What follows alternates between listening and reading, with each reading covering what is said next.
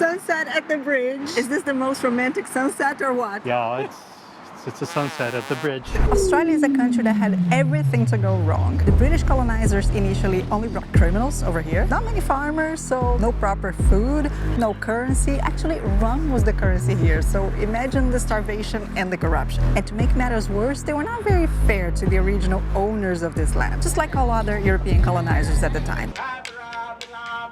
But in 2 centuries, they turned it around and this became one of the nicest countries in the world. This area I'm going to show you today is a perfect example of the transformation that happened over here. Welcome to the Rocks in Sydney.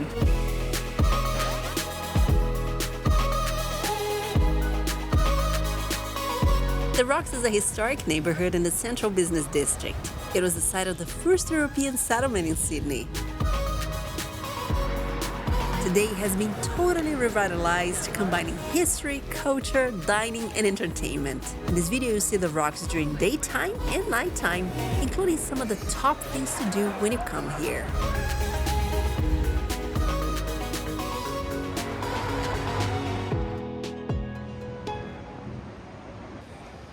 We're just 5 minutes from the Rocks, but before getting there, let me show you something very interesting that they keep here in Sydney in a public square out in the open. This is an original anchor from the very first fleet that arrived here in Sydney in 1788. It's hard. Well, it's an anchor, huh? It was in the bottom of the ocean, baby. Now, why the British needed a new colony? Why come all the way here? To get rid of the criminals. But there was a reason. They wanted more land. But why? The Portuguese and the Spanish were conquering the world, so they figured they wanted their piece. No, actually, it's because they lost their main colony, the U.S. Oh. Right? This was 1788.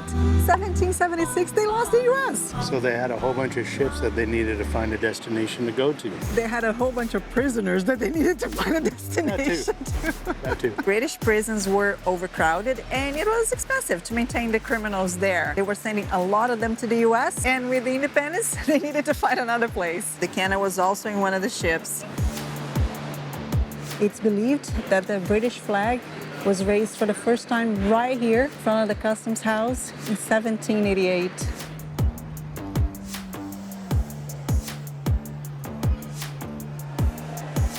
Voila. There's a map down here. It's a glass floor over the city map. In the first video, we covered this part here, the Opera House, Botanic Garden, all the way until maybe here. And in this video, we're covering this middle section here. All this here is the Rocks. This glass floor is not scary, huh? No, I just follow on Sydney. Did you pay attention at the symbols they have on the floor? Yeah. As we learned in Asia, what does that mean? I don't know. Prosperity. Prosperity, yeah. And this building here is centuries older than World War II. There is a very nice food court here, just across the street from this building. The Customs House is right behind one of the main transport hubs here in Sydney. This is Circular Quay. From here you can get trains, buses, and ferries, a very common mode of transportation across the harbour. The Opera House is just a short walk away. Now here in Sydney they have this Opal card that is a transport card, but you don't need it. You can use your own credit or debit cards and get the same benefits. Now, why this area is called the Rocks? Because it's built on rocks. Oh, you're so smart. There are lots of rocks here. This is actually the oldest part of Sydney. It's like their old town, right? With lots of historical buildings. This is believed to be the oldest house in Sydney. It's called Cadman's Cottage. Cadman was a convict, like most of the population at the time. Sentenced to death in England for stealing a horse. So his sentence was go to the colony. Pretty harsh. Unfortunately, it is closed. Cannot go inside. But Cadman turned his life around and things changed here in Australia for him. 1816. So cool. Over the centuries, this house became a police station, a sailor's home. It had different functions. The Rocks is a very charming area, and the best way to explore is simply to walk around. Okay, another lesson in Australian English. What does chemist mean? Chemist. We see that everywhere. He's a mad person who concocts potions. Mad chemist. No, the explanation is right behind you. Look at that. It's He's a pharmacist. pharmacy. Yes. Yeah. This is the most notorious laneway in the rocks. This laneway was where they formed the first gangs in Australia. No way. And this is, so these little pictures that go up here, it'll tell you about the history. And also this is an open sewage. So all the houses were built up on the top of the house. Wow. And actually like the sewage from up the top used to come down and go out to sea. Imagine all this sewage. Wow. And if you walk just a little bit further, if you look down on the ground, okay, you'll see our first police station. Former New South Wales Police Station, the state where Sydney is located. Today's a bar. And behind here, if you go around the back, is the first hospital. Oh, wow. So thank you so you're much. Thank you. That was so cool. The security guard saw that I was filming everything. He started explaining me a lot about this area. Instead of asking me to stop filming like it happens in many other countries, not here. He was so friendly. Look at that 3-layer chocolate tart. It's got my name on it. Oh, look at that. Meat pie, right here. Oh, look at that. What's this? Spinach feta roll. That looks good. The original caramel slice. Come here, come here. Sydney's oldest pub since 1828. That is so cool, huh? They have a lot of old pictures here on the walls. Where are you? I'm actually in the oldest pub in entire Sydney. In entire Australia, probably. Does the oldest pub have the oldest beer? I don't know. We gotta ask her. She might know. What do I get? A beer, and Renata gets a big bottle of medicine. Cheers. Cheers. Good. How's the beer in the oldest pub? Cold, refreshing. Now this pub is called Fortune War Hotel, and it has hotel in the name because back then the establishments needed to offer some kind of accommodation to be able to sell alcohol. That's not quite the story. Because if you're serving alcohol, you need a place for people to crash. It's not accommodation. They drink a few too many, and before you know it, they're laid out. That's Gordon's version of the story. Oh, wow. Thank you, man. No problem. It's not thank you, mate. Cheers, mate. Cheers, mate. Cheers, mate. Wow, this is beautiful, huh? And what's the meaning of cheers, mate? Thank you. Ah. Thank Yeah, we chose the two most traditional dishes here. This is the schnitzel, and they call it schnitzi, and this is the parmigiana, and they call it parmi.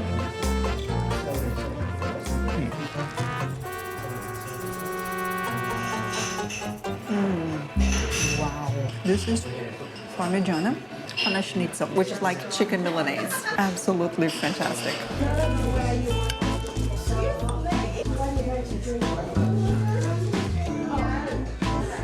Crunchy and delicious, huh? Would you order again? Absolutely. Yeah.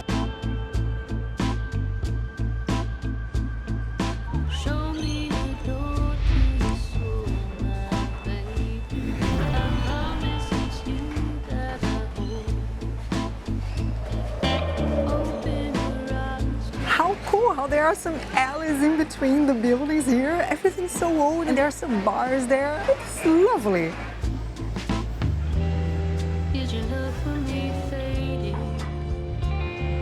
Hello. Can I just get you where you live? US, Florida. Cheers. This museum here tells the history of this area since when it was inhabited by the Aboriginals until the present day. Aboriginal people spoke over 250 languages. Wow. Men could have more than one wife. In the very first expedition here, they already brought 1,000 convicts without even knowing exactly what to expect. They mapped out the whole neighborhood here, and you can learn about many of the buildings. And it's very cool that the museum itself is inside an 1850s restored warehouse. You can hear the wood cracking as people walk. Look at all those taken down. Over 160,000 convicts were taken from Britain to Australia. And I bet the crime didn't drop in Britain. They were brought here for reasons like theft, pickpocketing. Wow, sent to exile in Australia for pickpocketing. 1 year after the arrival of the colonists, over half of the original inhabitants had died from smallpox. One thing that I'm not sure was very clear at the museum, and you learned in a guided tour that we did before start shooting this series, was that the rocks at some point became a rough area, you know, basically a slum. There was a lot of crime here. It was not an area where you wanted to be. And at some points, the government wanted to take everything down, destroy all this and start fresh. Luckily, a lot of people saw the value, the historical value of this area. There were protests, there were riots to keep everything as is. Here in front of the museum, you can even see some of the newspapers at the time showing the riots. So instead of destruction, they opted for revitalization. And that's what we see today. And there's a mall right behind the museum. They go from old to modern, just like that. Not sure. Oh, thank you very much. That's amazing. Wow. So the chocolate is from Brazil. No Just so way. you know, yeah, Really? Yeah, I'm originally from Brazil. Ah, wonderful. They're everywhere. He was inspired by the truffalo that you have in Brazil. Oh, wow. But he's using all Australian ingredients. And the chocolate is amazing, so Yeah, delicious. it's really good, isn't it? Yeah. 10 Love flavors. it. We've got 5 in milk chocolate, 5 in dark chocolate. That is so cool. Well, thank you very much.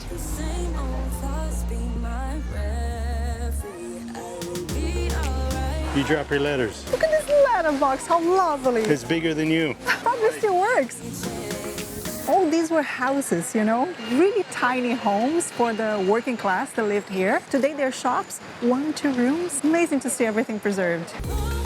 They date back to 1875 and 77. Secret passageway. Right here. All this, a house. Look at this. All this, a house. Each one of these was a home. Total area of 9 square meters. It doesn't fit you, Gordon. Just me. And it's interesting that they put some furniture here to simulate, you know, what could have looked at the time. These are the real tiny houses, right? You don't need more than that, do you? Inspiring the tiny houses of today. This area here is so lovely. Look at all the outdoor seating in these bars and restaurants.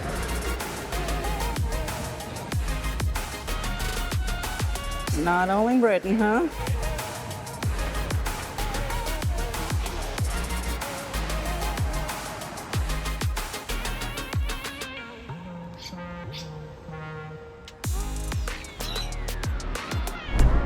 There is also a viewpoint at the rocks. Look at that. Look at this view of the Sydney Harbour Bridge. This is the largest steel arch bridge on Earth. This is the site of the first windmill at the colony, 1796. There's no windmill today here anymore, but you can find other things. Up here, you also find the observatory. And did I mention the views? On the other side, there's a whole different neighborhood that I'll save for another video. We're now going back to the hotel, have a break, have some rest, and come back later for the sunset. We're gonna be back here to cross the bridge. Australian English 101. Subway is a pedestrian tunnel. Australian English 101, again, this is how you write Key West.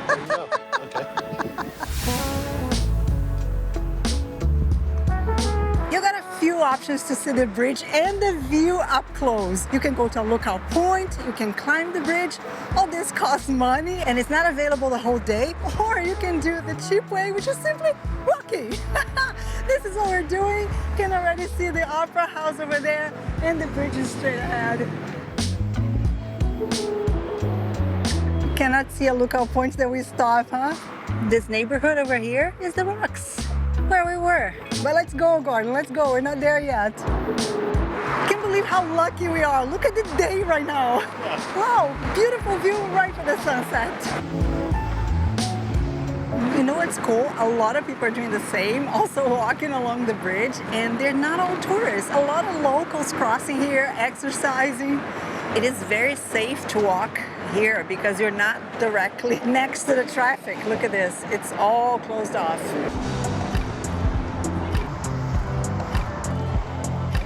There is an observatory up there, but it closes very early. And you can also climb the bridge. Now, just go up there if you pay for the tour. Otherwise, from down here, you have the same amazing view to one of the sides. From up there, you can see everything.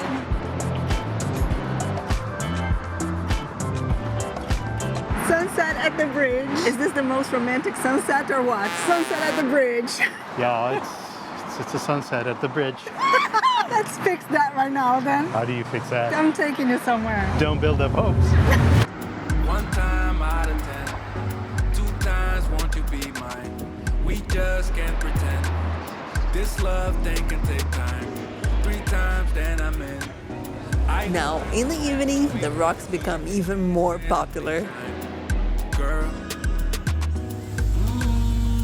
Here's the Museum of Contemporary Art, and it closes at 5, like every other museum, except today, on Fridays. It's open until 9 p.m. Now, after walking the whole day, we're a little tired, to explore the museum at this moment, but they have a rooftop cafe. What's great about coming at this time on Fridays is that the cruise ships are already gone. Otherwise, they cover the view. Look at that! Wow!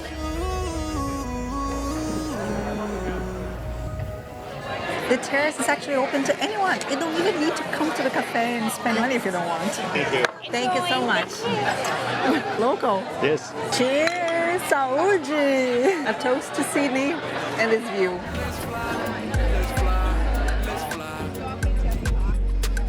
Sydney and Sydney. It's amazing. Wow, this entire area is booming now in the evening. Look at all these restaurants everywhere. This area here is called Campbell's Cove. And over there, Campbell's Stores. This is a former warehouse from 1861. And look at this now. The best thing over here is the view. Look at this. And by the way, this over here is an overseas passenger terminal for cruise ships. So if you're arriving over here, you're in the middle of everything.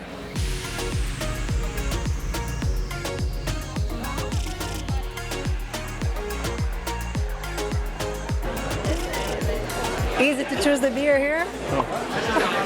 That's Gordon's favorite. This area is so lively, so much going on here that we just don't want to go. You're really enjoying the day, huh? Look at that. Here we're in a brew house. Thank you so much. This is probably one of the most unique pizzas we ever got, right? Yeah, do you know what's on it? I kind of forgot. What is it? Potato, gorgonzola, garlic. Rosemary. Potato pizza. This is a first in my life. That's good. Worth the potato pizza? It is really good. The gorgonzola cheese makes the whole difference.